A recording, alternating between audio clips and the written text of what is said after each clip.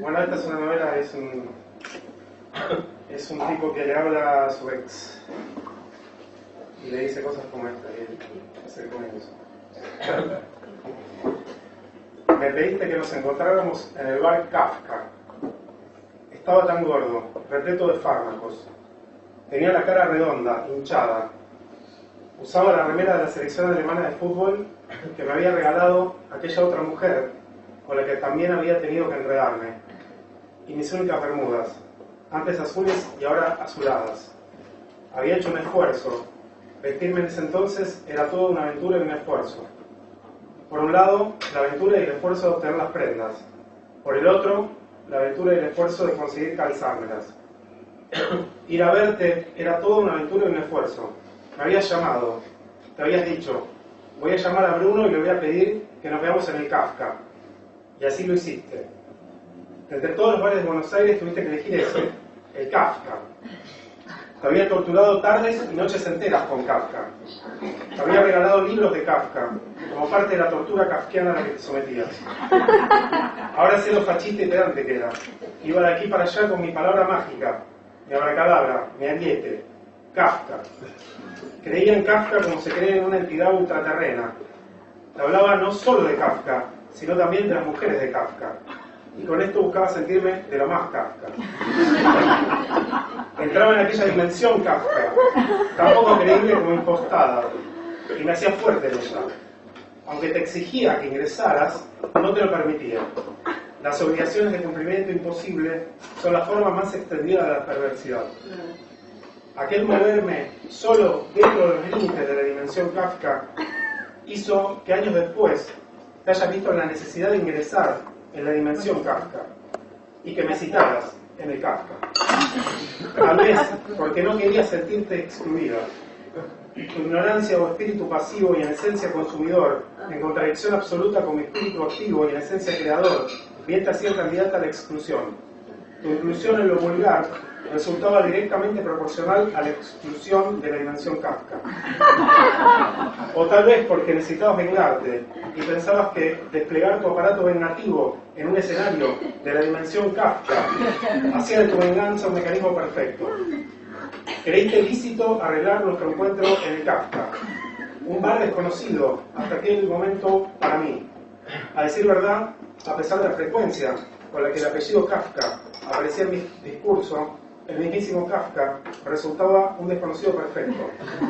Abusaba de su nombre y trataba de incluirlo en la mayoría de mis frases, como esos músicos sin talento, que al momento de hacer un solo, recurren a un conjunto de fragmentos prefabricados, sobre los cuales existe un consenso acerca de su efectividad, y que el músico mediocre aprende por mímesis y dispara en forma automática, transformando el acto de improvisar en el acto de repetir. Te había apabullado con Kafka y merecía ser apabullado en el bar Kafka. Luego de haber viajado en el 124, con seguridad bajé en Callao y Córdoba y caminé una cuadra hasta Paraguay. Nos encontramos en el bar Kafka de Callao y Paraguay, me habías dicho. Iba caminando con la atención vehemente del que ha perdido un objeto de importancia mayúscula, con ese gesto característico que denota el exceso de atención, llamativamente propio de los artistas, los científicos, los disminuidos mentales y los medicados, el cual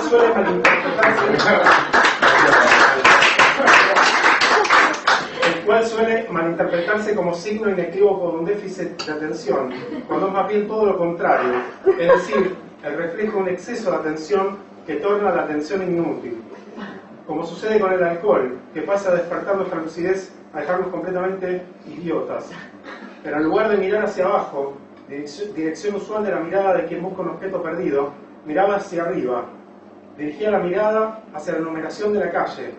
Miraba la numeración e incluso calculaba la numeración, sin que hiciera falta la numeración de Callao ni su cálculo, para encontrar el bar Kafka que todavía está, sobre Paraguay, casi llegando a Callao.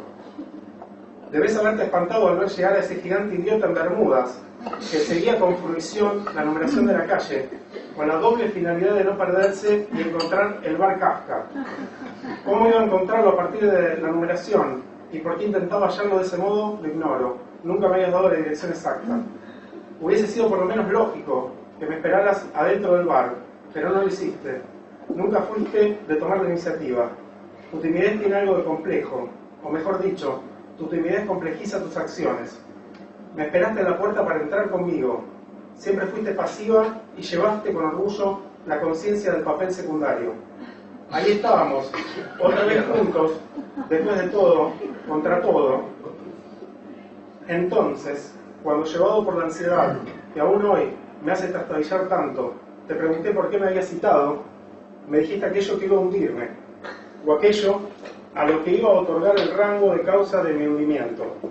En verdad, gracias a mis padres, ya podía considerarme hundido desde antes de conocerte.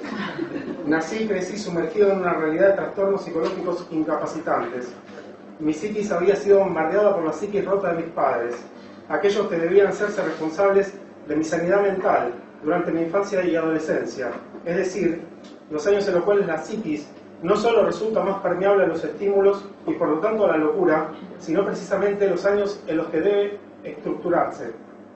Fui el blanco de la demencia, disfrazada de mal carácter y rigurosidad basada en principios católicos, de dos seres detestables para quienes la procreación ha sido tan solo un ritual más dentro de una serie de rituales demenciales en los cuales lo religioso, lejos de pacificar y otorgar un sentido al cual asirse, ha sido ocasión de escándalo, causa de división y arbitrariedades, y en todo caso sirvió de excusa para que el comportamiento excéntrico y a todas luces psicótico de padre y madre no haya sido ni sea considerado un síntoma evidente de enfermedad mental, porque lo arbitrario e ilógico y excéntrico, propio de la locura, aparecía justo y lógico a la luz de las Sagradas Escrituras, en las que el mar se divide en dos.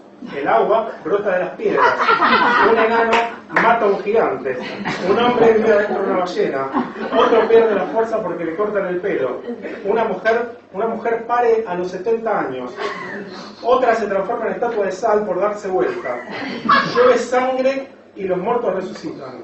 Así, todo lo que a los ojos de los hombres aparece como ilógico, aparece como lógico a los ojos de Dios. Mis creadores creen que si un hombre y una mujer desean unirse, deben pedirle a Dios, llevados por el temor, que bendiga su unión. Una vez que Dios la ha bendecido, deben dejar en sus manos todo lo que concierne a la procreación, porque los ahora esposos no solo pueden, sino que deben entregarse en paz a sus faenas carnales, sin el más mínimo recaudo anticonceptivo, porque propio de cristianos dejarse estar en las manos de Dios, dejarle la última palabra. La fe puede resumirse en los dos dichos que todo buen creyente no deja de repetirse: que sea lo que Dios quiera, que no se haga mi voluntad sino la tuya. Es así que el hombre deja salir el líquido infame dentro del cuerpo de la mujer y ambos esperan en las manos de Dios. Tal vez una vida resulte de aquella fornicación, ahora bendita y por lo tanto ya no merecedora de aquel mote inmaculado. La venida de un ser humano a este mundo debe dejarse al arbitrio divino. Si coger sin el permiso divino es un pecado mortal, no menos mortal resulta para el alma dejar de someter el asunto de la reproducción al arbitrio divino. Arrebatarle a Dios la decisión de inflamar un vientre con un feto por la vía de retener o derramar el esperma.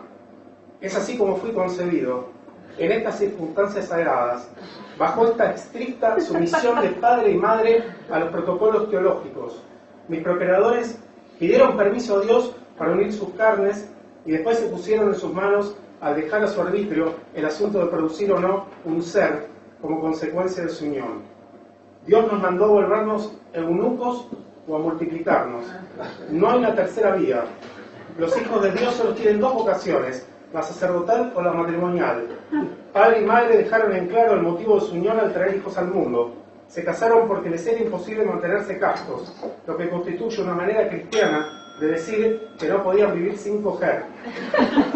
Una vez que reconocieron en ellos la potencia del deseo, lo mínimo que podían hacer para no condenarse era lavar la mácula de sus pasiones eróticas con el matrimonio, y luego transformar el deseo egoísta de gozar del sexo en el acto más altruista que le es lícito realizar un ser humano, esto es, procrear a otro ser humano. Así, aquellos que se unen en matrimonio para copular con el permiso divino, terminan criando hijos como si los hijos fueran daño colateral. Mi trastorno databa de años, me había transformado, tras años de marido paterno, en un ser perplejo. Muchos me veían y concluían que no faltaba mucho para que levantara la mano sobre mí mismo. Al verme así, supiste que había llegado el momento que habías estado esperando. Por fin me veías a punto de caer para no levantarme. Sabías que en aquel trance una palabra tuya bastaría para aniquilarme. Supiste esperar hasta que mi cuerpo fuera su acumulación de grasa y psicofármacos. Hablaste y desde entonces todo equilibrio resultó imposible, porque si bien en aquel entonces el mote de desequilibrado se me podía aplicar sin injusticia, había logrado, con la ayuda homicida de mi psiquiatra, ahora sé que toda la psiquiatría puede resumirse en una sola palabra: eutanasia. Cierta especie de equilibrio de desgracia, circunstancia para nada deseable por tratarse de un equilibrio opuesto al que refiere la palabra salud. Se trataba de la estabilidad y la fijación del malestar, el congelamiento de los síntomas y no la desaparición de los mismos, porque lo que produce la psiquiatría no es la cura, sino la estasis, la detención del malestar que subsiste, pero que ya no puede, según sus apóstoles, crecer hasta desencadenarse en el único final que dicen temer tanto los familiares directos del paciente como los profesionales que tan discutiblemente lo asisten. Los unos lamentarían la pérdida de un consanguíneo, los otros la de un cliente, es decir, el suicidio, porque todo familiar directo puede asistir al derrumbe y al engorde y al retroceso mental de su ser querido hasta verlo convertido en un niño obeso, triste e inútil, como suele suceder con los adultos después de ser sometidos a tratamiento psiquiátrico. Y no sentirse culpable por ello, sino orgullosos y felices, porque lo único que un familiar directo no puede permitirse, el único espectáculo al que le está vedado asistir, si quiere conservar la cordura, es el del suicidio de su ser querido, a su destrucción por propia mano, a la elección de la nada por sobre el ser. Por eso, aun cuando abundan los ejemplos de seres deshechos por el aparato psiquiátrico, se acude aún hoy a ese aparato para reclamar subsistencia y sobrevida. Porque se da por supuesto que si bien la psiquiatría puede evitar la muerte, y en esta actividad de evitarla muchas veces termina produciéndola, como sucede con aquellos medicamentos que pretenden salvarnos la vida, pero que por efecto secundario nos la quitan. No puede dar vida, sino a lo sumo sobrevivencia.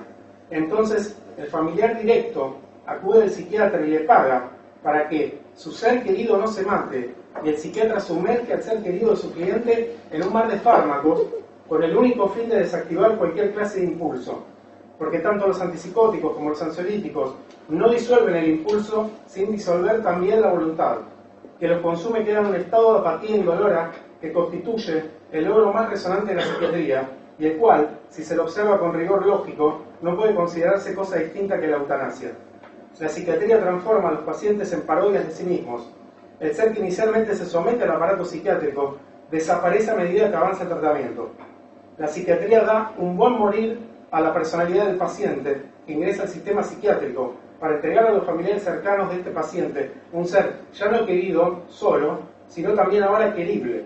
Porque después del desmantelamiento de su personalidad y de la destrucción sistemática de su voluntad, el ser que ahora, además de a su enfermedad, también ha sobrevivido al tratamiento de su enfermedad, resulta tan vulnerable y dependiente que solo puede inspirar amor e instintos paternales.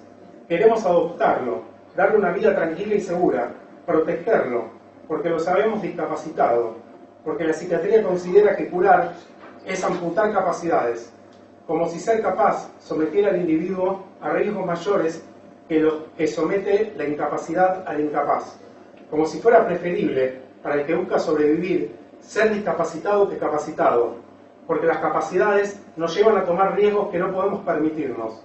¿Para qué arriesgarnos a caminar o a correr si podemos desplazarnos en silla de ruedas? ¿Para qué pensar si podemos doparnos y entregarnos entretenimientos tan seguros como inocuos, los preferidos de la psiquiatría, la confección de velas y jabones? Es por esto que el resultado final del tratamiento psiquiátrico es la parodia del paciente, porque cuantas más capacidades tenga al momento del ingreso, tanto más discapacitado quedará al egreso. La psiquiatría congela a los individuos y con ellos a sus síntomas y pretende llamar ese estado de imbecilidad y parálisis no solo ya como avance en el tratamiento, sino cura. tanto como pretende llamar tratamiento al hecho de prescribir pastillas para modificar el comportamiento del sistema nervioso central, de manera que se ralentice hasta llegar al estado ideal de no acción. Lo único que puede hacer la psiquiatría es hacer pasar al individuo del estado del movimiento al de reposo, a ese reposo que no es otro que el correspondiente al de una parálisis contraria a la vida y que los psiquiatras persiguen, obtienen y mantienen como si se tratara del único modo de garantizar la vida y obtener la salud. Porque los psiquiatras no reconocen, tal como aquel que estudia el asunto por 2 segundos y con el sentido común como su única herramienta reconoce que la detención no es propia de la vida sino de la muerte. Así me encontraba, sometido por los psiquiatras a la parte siniestra de la ley de inercia, la que condena a los objetos inmóviles a permanecer en su estado de inmovilidad. Pero hablaste y el efecto paralizador de la inercia desapareció, como si se tratase de un hechizo lógico o de una paradoja, porque el estado de invencibilidad paralítica y de frustración intelectual en el que te sumergen los psiquiatras es asimilable al estado de perplejidad que se deriva de haberse enfrentado con una paradoja. Los psiquiatras sostienen que si te quedas quieto, el tratamiento avanza, y por lo tanto también vos. Mientras que si vos avanzás, el tratamiento se detiene, y por lo tanto te quedás paralizado. Este es el arte sofístico que la psiquiatría llevó a su forma más acabada: transformar movimiento en quietud y quietud en movimiento. El paciente que más posibilidades tiene de obtener el alta es el que no actúa. El paciente que actúa quedará para siempre atrapado en los pasillos de la clínica psiquiátrica. Durante una intervención psiquiátrica, el paciente está condenado a observarse a sí mismo, está vuelto sobre sí mismo, se investiga, se pregunta por sus deseos y emociones, se observa a sí mismo y discurre acerca de sí mismo. En esto, el tratamiento psiquiátrico es asimilable a las paradojas producidas por la autorreferencia. Toda sesión de análisis que se da en el ámbito de un tratamiento psiquiátrico consiste en la escucha y en la pregunta del profesional, y por lo tanto en su silencio. El que habla, el que tiene que hablar, es el paciente, y de lo que tiene que hablar es acerca de sí mismo. Es por lo menos extraño y de seguro criminal hacerse llamar médico y pretender que aquel que sufre el trastorno sea el responsable único de recomponer su salud y resumir de esa forma el rol de médico al de narcotraficante. Y mientras te curás a vos mismo, te mantengo manso con pastillas. Desde la primera sesión de terapia, el psiquiatra le hace entender al supuesto enfermo que toda la carga de la cura recae sobre sí mismo. El psiquiatra y todo su aparato pseudocientífico consideran al supuesto enfermo como un paciente, pero lo auditan cual si fuera un médico que se tiene a sí mismo como paciente. En esto consiste la máxima perversidad del aparato psiquiátrico, la de recurrir a una obligación de cumplimiento imposible como método de cura. En este caso, no se le pide al paciente que toque el cielo con el dedo, sino que pueda verse desde fuera, que detecte cuál es el problema que lo afecta y que lo resuelva. En comparación, parece mucho más fácil tocar el cielo con el dedo. Fue así que aquellas palabras que me dijiste en el Kafka, las cuales considerabas la primera premisa de tu venganza, pusieron fin a aquel equilibrio lastimoso. Lo que dijiste fue tan simple y lógico que asusta, porque lo complejo otorga múltiples vías para ser desmontado y lo simple suele resultar irremediable al no prestarse a múltiples aproximaciones. ¿Y qué merece el mote de terrible sino lo irremediable? Por fin abriste la boca y me dijiste: conocí a alguien, voy a vivir con él.